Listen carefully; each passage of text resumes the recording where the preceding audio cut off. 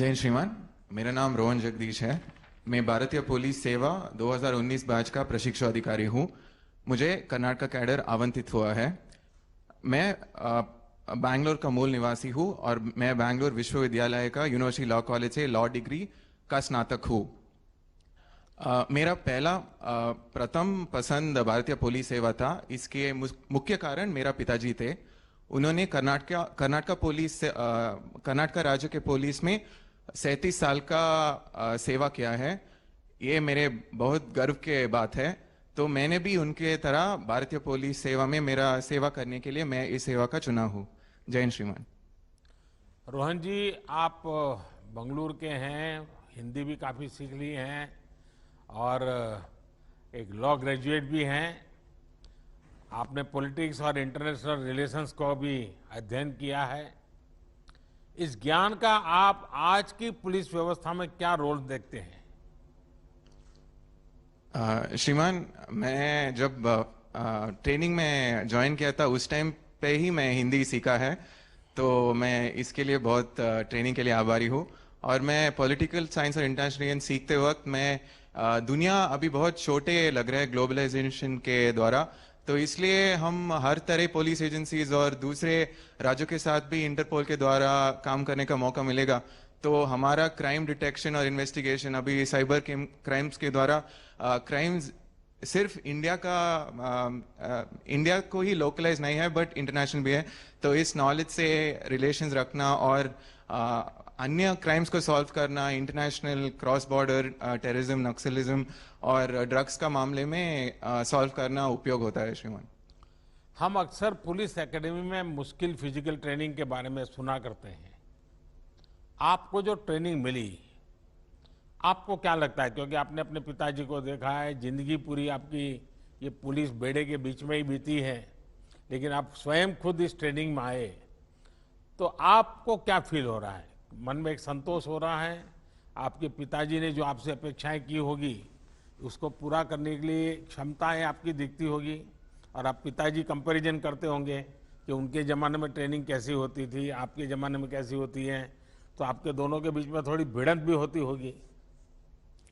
Sir, मेरे पिताजी मेरा रोल मॉडल भी है और उन्होंने कर्नाटक पुलिस में सब इंस्पेक्टर के रूप में ज्वाइन किया थे और 37 साल के बाद वो एसपी के रैंक में रिटायर भी हो चुका है सर।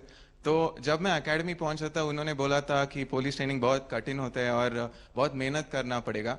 तो मैं आते अंदर एक माइकल एंजेलो का एक वाक्य लिखा है सर। उसमें बोला है हम सबके अंदर एक स्टैचू ऑलरेडी है, एक शिल्प है।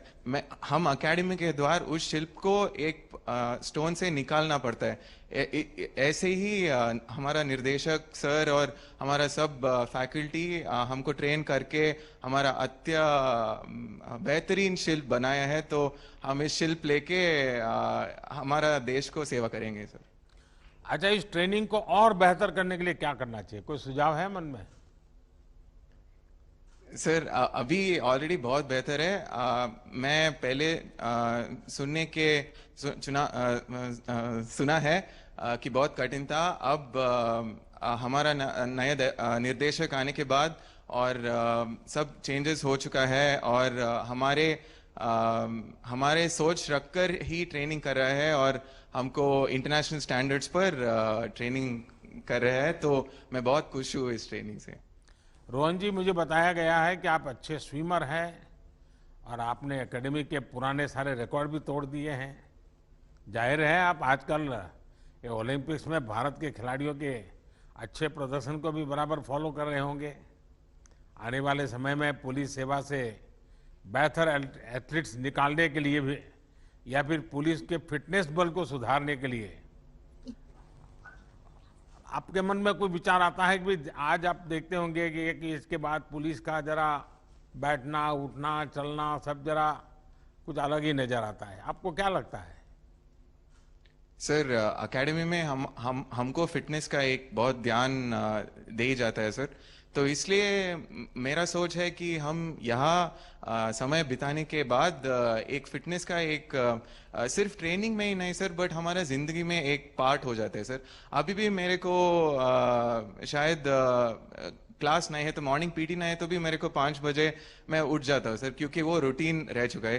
तो ये हमारा पूरी जिंदगी में हम लेके जाएंगे। और जब हम जिला पहुंचेंगे, हमारा साथी अधिकारी और हमारा साथ काम करने वाला पुलिस अधिकारी को भी इस बारे में बोल के उनको भी स्ट्रेस मैनेजमेंट और हेल्थ के मैनेजमेंट और उनके तबीयत को कैसा ठीक रखने का इनका जानकारी भी दे के हम सिर्फ आपकी फिटनेस ही नहीं बट सबको फिटनेस करके पूरा इंडिया को फिट रखने का कोशिश करना है श्रीमान।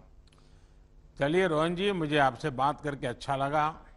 फिटनेस और प्रोफेशनलिज्म हमारे पुलिस की एक बहुत बड़ी ज़रूरत है और मुझे लगता है कि आप जैसे उत्साही युवा इन रिफॉर्म्स को और आसानी से पुलिस सिस्टम में लागू कर सकते हैं।